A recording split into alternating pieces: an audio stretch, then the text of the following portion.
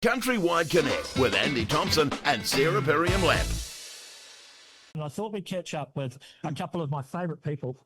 Oh, love it. Yeah. John Sunkel, dairy farmer from Canterbury, and Karen Williams, Chief Executive of Irrigation New Zealand. John's also an Environment Canterbury councillor. Come in, you two, please. Nice and close. Fantastic. Yeah, you've got to snuggle, but that's all right. Yeah. We all know each other.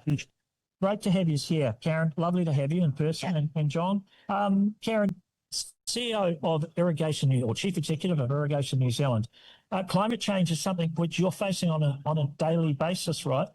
It's not something, probably mitigations that you can do personally or your farmers, what you can do as Irrigation New Zealand, but why are you here? What are you getting out of this? Yeah. We came along because we want to be part of the solution to this and really looking to explore what irrigation and water storage can do.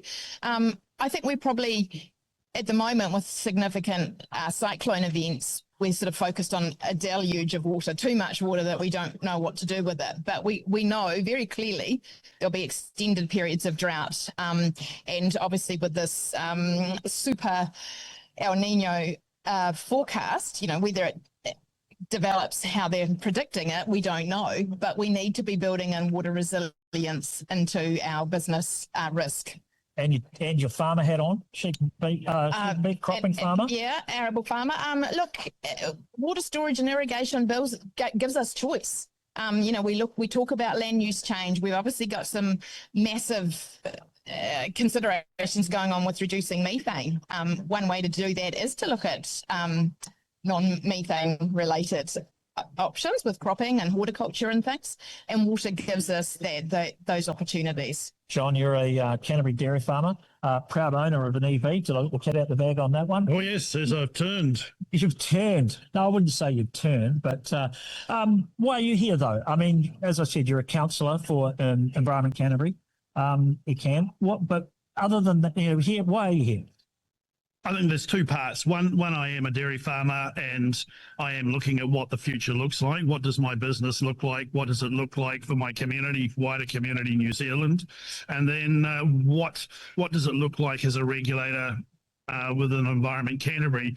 We have some pretty good conversations around what climate change means and what the solutions might be, and some of our urban counterparts have some views as to the future or the lack of future of dairy farming and agriculture being that part of the community that produces 50% of methane and greenhouse gases. So really interested from a personal view, what can I do and be progressive in that space and understand what's coming down the line to mitigate the challenges that we have in the rural and agricultural space. Darren, put your farmer hat back on again. What's been your takeaway, what you've got out of the last couple of days? I think certainly listening to Cam Bagri yesterday, and he talked about our lack of productivity growth, 0.3%, so pretty negligible. And it's sort of like got me thinking, okay, with both hats on, what can water do with that? And you think of when we're establishing a crop on farm, you know, a number of inputs, whether it's seed, fertilizer, consumption of fossil fuels to establish the crop. If water's not part of that recipe, then those costs and the emissions that go alongside them is kind of wasted.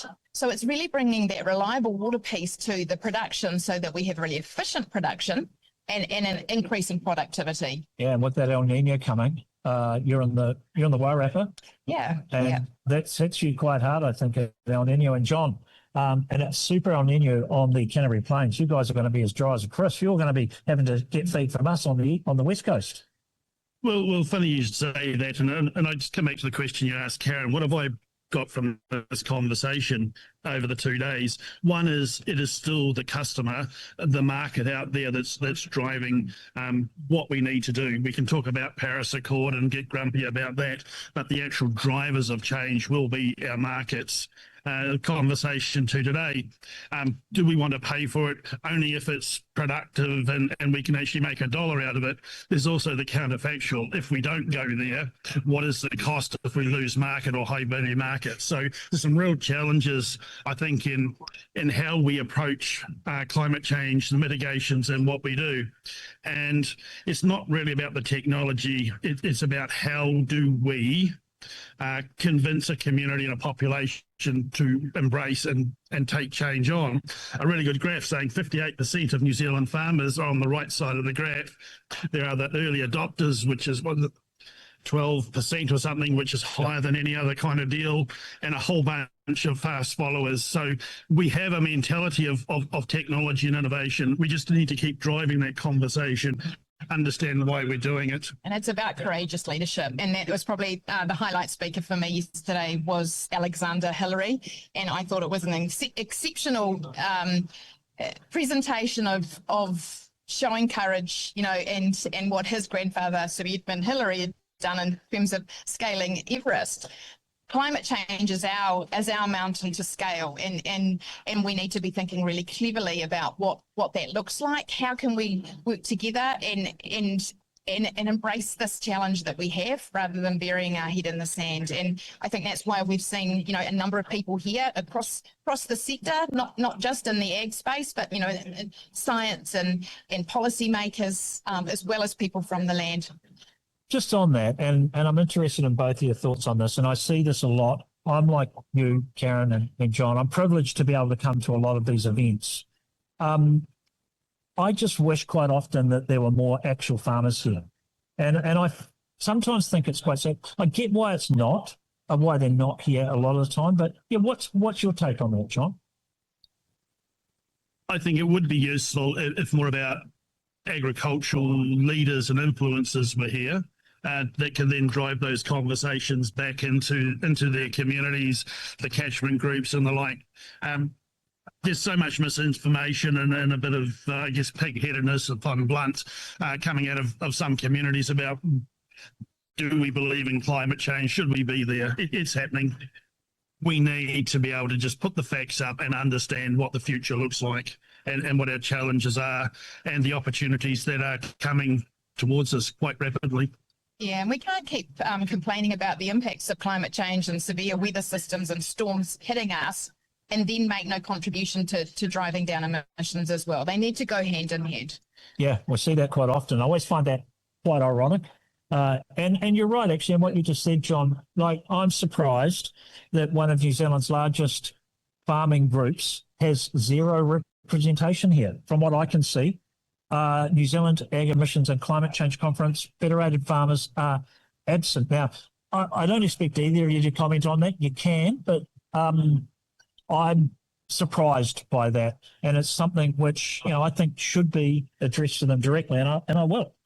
I'm happy to comment. And I go back, I was in favour of He Waka I Kanoa and what we were trying to achieve. And I wonder where we would be today if we'd actually got that into place and actions were starting to happen. Why are Federated Farmers not here? Yeah, do a hell of a lot of good work, really represent the communities, but I fear at times they sort of go down a wee bit of a rabbit hole and don't really take a wider view of what the future New Zealand could look like or should look like. Yeah, and when I was at Federated Farmers, I was on He Waka I Kanoa steering group, and look, it was a really good step forward in terms of collaboration together. There was government, Māori iwi, and the ag sector there, and there was a lot of information generated. There was trust, although it petered out towards the end for unfortunate reasons. But it was at least a stake in the sand to say, climate change is real. We have a part to play in this. It is impacting us in a huge way in our farms and orchards and right through our supply chains. So we have an obligation to be there. I find it really interesting in talking about He Waka I Kanoa, and people say to me, "Oh, it failed. Good thing we got rid of it." You know, I've got one really simple comment to that. There was an election. The government changed. Priorities changed. If the election had gone the other way, it wouldn't have. It would be in operation right now. You know, I think very convenient revision of history from a lot of people on that one. You know, and I can understand the real challenge of sheep and beef and the semi-extensive and extensive and the potential costs that sat there. And I think, but there were ways forward. And I look at the technology that's coming on board today, particularly around sheep breeding. You know, that's to the forefront of what's being achieved as opposed to dairy and some of the beef. So the things that are coming through are to the advantage of some of those communities that were feeling really stressed and what a cost might look like. Yeah, it is what it is. I think we just have to take a really positive view of what the future looks like. Look at the technologies and be brave and stand up and take some risk. We cannot be totally risk averse. We need to, as I said again yesterday, we need to embrace risk, make some decisions and get on with it. And I guess there's always that pushback about, we're a small country with small amount of emissions on a global scale. There is so many countries in that position. When you aggregate those emissions, it's still a significant impact on our climate. And, with all of us here are very cognizant of that next generation and the generation after that and what our responsibilities are as good ancestors. Yeah, and as I think John said before, doesn't actually matter what we think as farmers, it's actually what our customers think and the consumers think. So our customers are the big companies, whether they're Danone or Nestle, and it's what their consumers think is what makes a difference. So you can be agnostic on climate change, the effects, all you like, can't sell your product, and, or we could sell it very cheaply so if we want to, I always say, if we want to sell product to the 40 million in the world, might as well sell it to the richest 40 million. Those are the ones that do care. We sit in that market. We are a small market in ourselves and production, but again, we hear the same issues are happening in those bigger spaces, those bigger entities, same challenges, but they're getting on with it. We like to think that we are world leaders. We are world leaders in this space, and so I think it's really important that we continue that work, but we cannot for one moment stop, because we're hearing and understanding how others are progressing and will jump in front of us if we don't keep going. Everyone says, what about China? China is now investing into greenhouse gases, looking at their issues. So there's nowhere for us to hide. We can't say, well, we'll just send our product over there because they don't care. They do care. They're in the game. Everyone's in the game. And even the Indians, Todd McClay said to me yesterday, he said, a lot of conversations. He said 2 years ago when they started the process, very few conversations. Now, Karen, a lot of conversations about sustainability, climate change. What can we do? What are we doing? Yeah.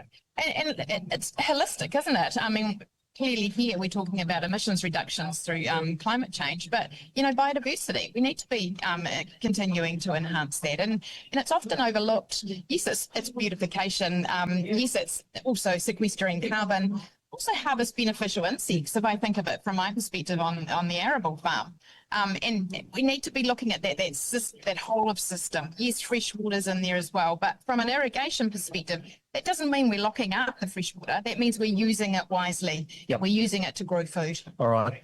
Thank you so much, Karen Williams and John Sunkel. Appreciate your time. Appreciate you wrapping up the CountryWide Connect here from the Climate Change Conference. We'll talk to you again. I'm just going to bring Anne Lee in. Thank you, guys, just to help us wrap the show completely. And we'll talk to you again. Have a great one. Thanks, Andy. Thanks for the day. Cheers. As I said to my favourite people, always great to have them on the show. CountryWide Connect with Andy Thompson and Sarah Perriam-Lampp.